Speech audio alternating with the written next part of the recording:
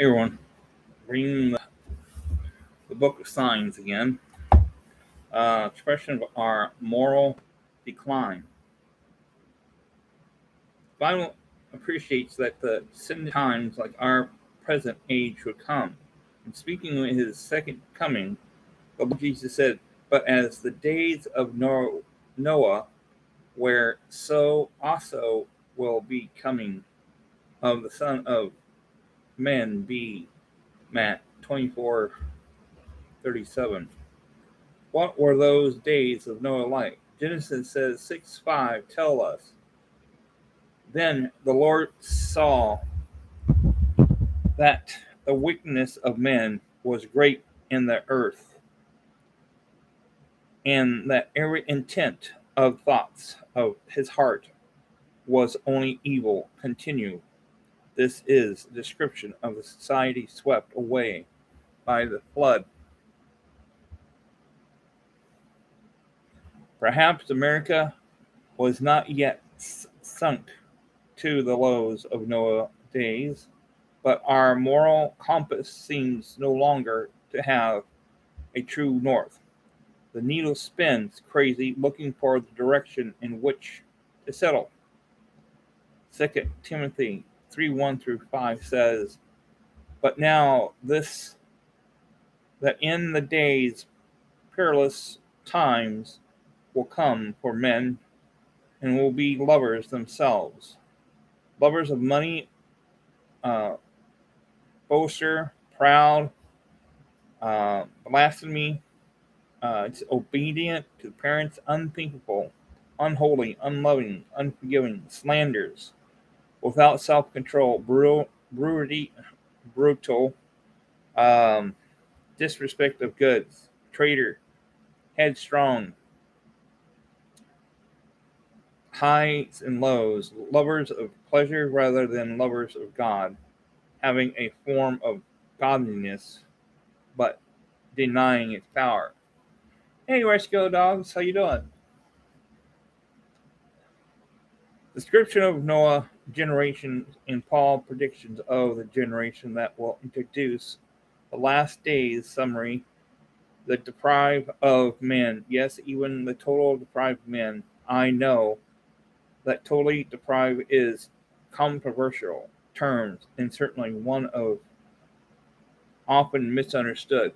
Hey Ron, you're drinking iced tea today? Cool. I'm drinking apple cider. How's that? Totally deprived does not mean most people think that human brains are as deprived as they could possibly be. Cool. This would be necessary means that there is no good in humans at all. But we know there is not the case. Not all human beings are drunkards, felons, adulterers, or murderers. Many are noble, generous, and self sacrificing, highly moral and loving. Total deprived defines the extent, not degree, of our sinfulness. In other words, while our deprived does not make us bad as we could be, it does affect us in every area of our being, corrupting every part of our humanness in varying degrees. Charlie Swindoll wrote, "If deprived or blue, we were blue all over. Cut us anywhere and we'll bleed blue. Cut us into our minds and you'll find blue thoughts. Cut into our vision and there are blue images, full of greed and lust. Cut into our hearts and there are blue emotion of hatred, revenge, and blame. Cut into our wills and you'll find deep blue decisions and responses." Yeah, this deprived in godliness is the root cause of American moral decline. We gasp for what feels good instead of what is good. In Noah's days, every thought, intent, of the heart was continuously evil. Now we have the technology to take the most fantasies of the human mind and project them into a screen. A child can hold in his and her hand. All this has led to coursing of a West culture. We have become a profound people with fewer and fewer restraints on behavior and language, with dismembering, diminished respect of human life. In this book, Vanishing Grace, Philip Yancey summarized the moral free fall of our nation. In my own lifetime, the divorce rate has doubled. The rate of teen suicide and violence crime have both tripled. Birth of out of wedlock have sexual uh, triplets. With less than 5% of the world population, the United States has almost a quarter of the world's prisoners, about the same number of Russia and China combined. We have become accustomed to homeless people sleeping in parks underneath bridges, something virtually unknown in my childhood. The leading cause of death are self inflicted. The side effects, tobacco, obesity, adult sexuality, and alcohol, or drugs and violence.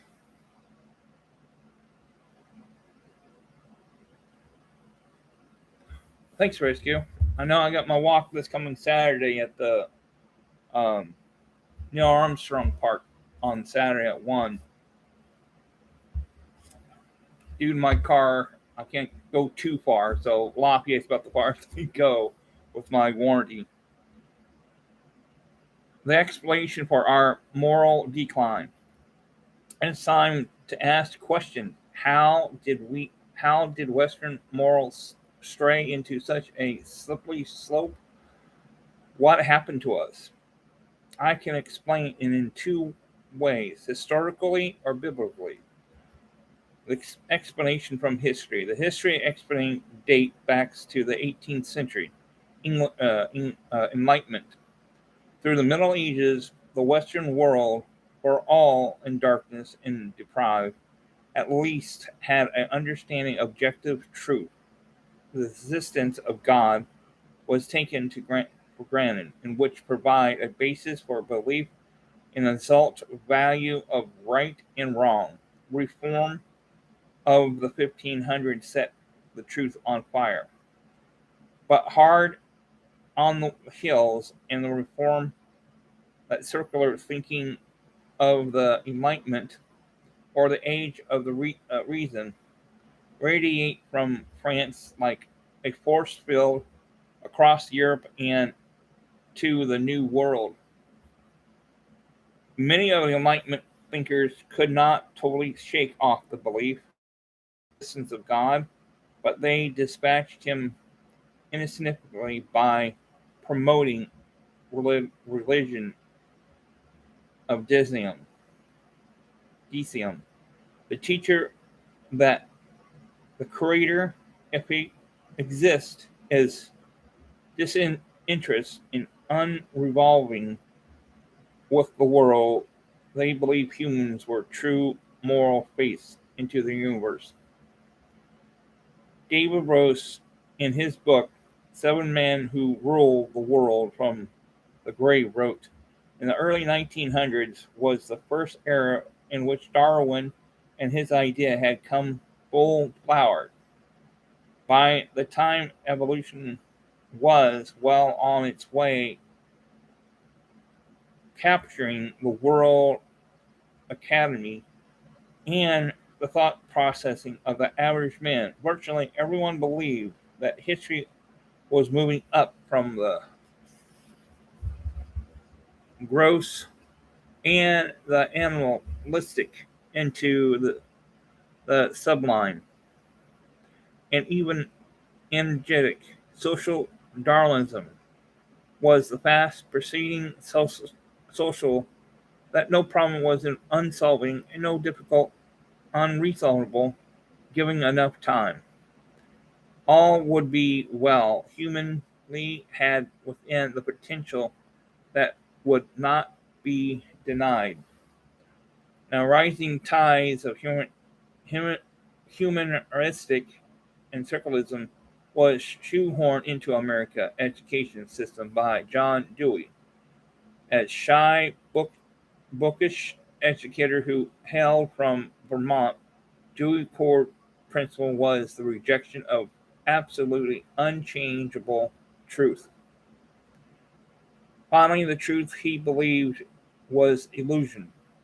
Breeze explained the human of which Dewey was fountainhead become preserved in our American school, especially on the graduate level. From this point on, the ruling point of Hugh in America education was that there was no ruling point. Against the backdrop, moral revolution entered pop culture with vengeance between 1920s to 1960s, setting the stage for sexual revolution of 1960s through the 80s. Hollywood jumped on the bandwagon, and American morals value turned downward like economic chart of the Great Depression. In meantime, circularism, the remove of theorism of God conscious from the public life, has become America's de facto religion. A circular world view with sacrist is admitted that design the underlying impressions that present pupil Western culture. About Albert Mohler helpfully summarized how we got where we are today in the pro-modern age of equality and medieval period. It was impossible not to believe there are no intel alternative to belief in God. Hey Louisa, how you doing? In the modern age, it became possible not to believe. Philosophy began to present alternatives. Now these days are assessing it. It's impossible to believe. The alternative to God have become dormant. Christians have become intelligent outlaws and a circular world. So Mueller circularism in America has been attended by a moral revolution without precede and without an end game. The story of rise of circularism in a stunning, intelligent, and moral revolution. In short, there is no telling where the society will end up when anything goes, or rather, we do know where such culture ends up. Sooner or later, it circle around to the days of Noah. Explanation by the Bible. If you really want to understand what's happening in the Western moral lives today, trace the thorastic chain or your DNA chain from the rejection of the Creator to total moral collapse. As Paul described, it's Roman 1. For the wrath of God is revealed for heaven against all ungodliness and unrighteousness of men who suppose the truth in unrighteousness, because that we what may be known as God manifests in them, for God has shown it to them. For since the creation of the world has invisible attitudes are clearly seen, being under by the things that are made, even his internal power in God's head, so they are without excuse. Rather looking through the telescope or microscope, I'm amazed at the sumpture, the scope and somatic order of creation, as Psalm 19:1 tells us the universe itself exists of God, too obvious to die. The heavens proclaim the glory of God, the skies display the craftsmanship. The bottom line reason for humanity's rejection of this obvious evidence is that the existence of Creator implies his authority over all his creations. If we are the subject to Maker, we are not anonymous, for moral intense, intensify root in his holy creation character. We cannot live however we like, nor should we. God's personality supplies a moral baseline for our universe and provides the guideline which we have live healthy and holy lives. Hey, Gibbo,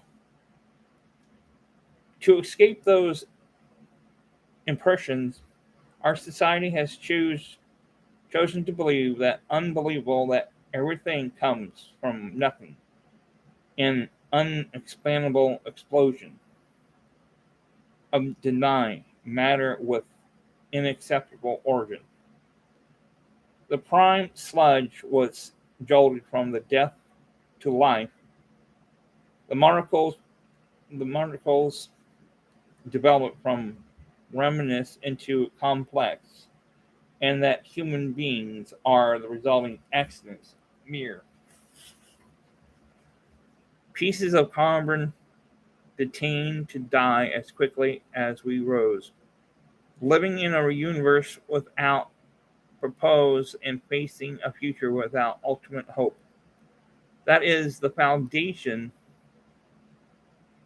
of circularism, and it lays downward in belief and behavior.